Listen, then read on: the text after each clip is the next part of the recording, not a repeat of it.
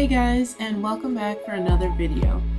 So this one is going to be a Storytime Becky edition, and she's going to be telling us about the time she got ghosted by a guy that she really liked. So let's go ahead and hear what she's got to say. Let's get into it. This is my most cringy ghosting story. So last year I was a Playboy bunny.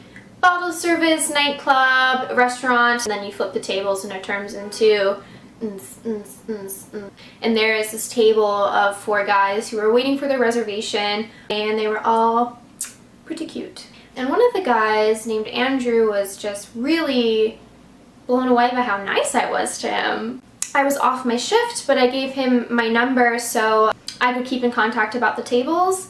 That way I could set him up the table and then I get commission off of his table. So yeah, I'm off my shift, but just text me if you want a table and I'll hook it up for you. Before I got off my shift, we were chatting a little bit and we just had a lot in common. We just clicked really instantly. I have a small business. He works with small businesses, helping them get capital, and we were just really meshing on like a cool level, and he just like wouldn't stop talking about like how nice I was to him, and I was just like, I work in hospitality, like it's my job to be nice. That's interesting that he read so much into her niceness, but her response about it was, oh, the only reason I'm actually nice is because it's my job. So maybe at the end of the day, he didn't ghost her for any reason other than the fact that he kind of realized that she was just being fake nice.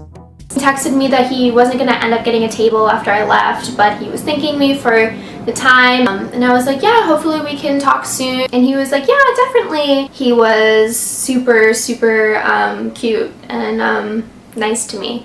And I really liked how the thing he liked most about me was that I was nice. You know, guys usually want to emphasize so much as like how beautiful you are or like some sort of physical attribute, and it's always really refreshing when none of that is spoken, and especially in the environment that I was working in as a Playboy bunny, that's usually, you know, the first thing that's said, and it was none of that. He just genuinely really thought I was like a cool, sweet person, and that made me feel really good. So we clicked really instantly. He like sent me a good morning text, like good morning beautiful, like hope you're doing well, like want to meet up soon. We made a date planned. He blocked off his entire Thursday schedule, and we were gonna go walk on the High Line, go rock climbing, and have breakfast at his favorite place in the West Village. Okay, that sounds like a pretty nice date. Like go walking on the High Line, I guess that's a nice street in New York somewhere. And he was gonna take her to rock climbing. That's a pretty physical activity. It shows that he likes to stay active and fit. And then for breakfast, which we just watched a video on a lady who was ungrateful for going out for breakfast at IHOP, so hopefully he was taking her someplace nicer than that. She said it was his favorite place, so it must have been nice. And it sounds like he's not, say, a low value man. He sounds high value, but this is a ghosting story, so it doesn't sound like it's gonna go too well. Let's hear what happens next. My mom was in town, so we had planned to have this date a week after, so I could spend time with mama, whatever. Once she left, it would be, the next day would have been our date. So I texted him and I was like, hey Andrew, excited for our date tomorrow. We're still on for 10 a.m. And he never responded. Shut the fuck up. Shut the fuck up. And it kind of took me by surprise because things were going really well. There weren't really any signs that he was like not interested. I thought it was kind of weird that he would just like ghost me. And I didn't want to show up at the restaurant and just have him stand me up, so I didn't end up going. I had texted him a week after that to kind of see what was up, and I never heard from him. I tried not to take it personally, and I just kind of went on with my life. About 2 months later, I get a text from him at 1:30 in the morning, and it just says, Gabby, question mark? It seemed like very urgent. So I responded and I was like, hey, how are you? And my text was going through as a green text instead of a blue iMessage. And I thought that was kind of weird. He didn't respond to my text message, so I tried calling him and it also didn't go through. At this point, I'm super weirded out, and I just left it alone. And so I felt like it was so weird that he would keep texting me but then never respond to my text back. So I was like, shit, well, maybe it's like something wrong with my phone. Like maybe this is just like a technology issue. I made a Google Voice number and I tried calling him from the Google Voice number and texting him, and he still didn't respond. I'm sorry, that was already too much, going as far as making a Google Voice number to try to contact this person who ghosted you on your first date and didn't take the time to actually reach back out to you until a month later, and simply through a text message that just was your name. Like, to be honest with you, it's shocking that she cared so much. Like, I mean, she is obviously a very beautiful young woman, so I mean, it's not probably uncommon for her to be at work getting hit on, left and right, but maybe she's just interested in, maybe the guy really was young, handsome, cute, and he had his life together, so he was like what she really wanted. So it just sounds like she was like really trying to get back in contact with him, which it just sounds like already too much, but let's go ahead and hear more. And at this point, like, I don't care about this guy. I'm just so genuinely curious, like, what happened to this man? Like, why did he ghost me? So I just wanted to get to the bottom of the situation. I was having like a Scooby-Doo moment.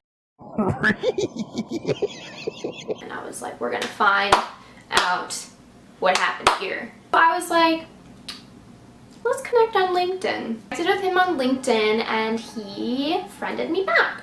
So I messaged him and I was like, hey, what's up? How are you? And he responded. And I've been working in China for these past few months. Still didn't explain why he ghosted the first date, but I was like, okay, I'll let it pass. He didn't respond again. That I'm done trying to figure out what the issue is. He's just not interested. I just decided he's just not interested. Then, a few months later, he texts me again. Gabby, question mark? Side note, I have a sex education podcast where I talk about, first-time experiences and navigating consent and all of that stuff. It's kind of like if you had a podcast and you had a Patreon, but we decided to use OnlyFans instead of Patreon. So I was doing some podcast stuff on the OnlyFans, answering some messages, and someone messaged me, asking for advice. He was like, hey, like, I don't want this to come off weird, but I'm a 33-year-old guy.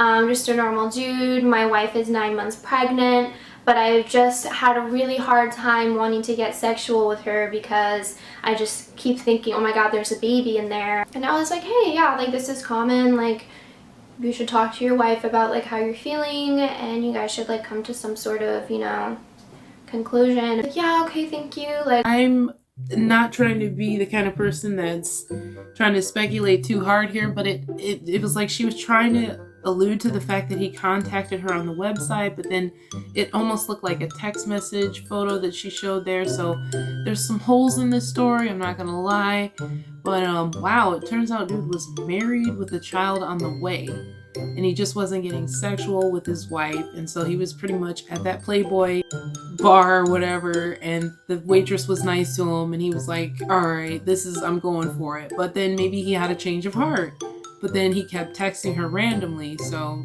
but then this is just her side of the story. Maybe she just couldn't let go of this fact that she found a young, handsome, rich guy and she just wanted him, and she's just telling us that he was low-key chasing her every so often. To be honest with you, it doesn't sound like a very plausible story at all. It is quite cringy, to be honest, and there's a little bit left. I just so you know, I'm not like a weirdo. Here's a photo of me. I'm just like a normal guy.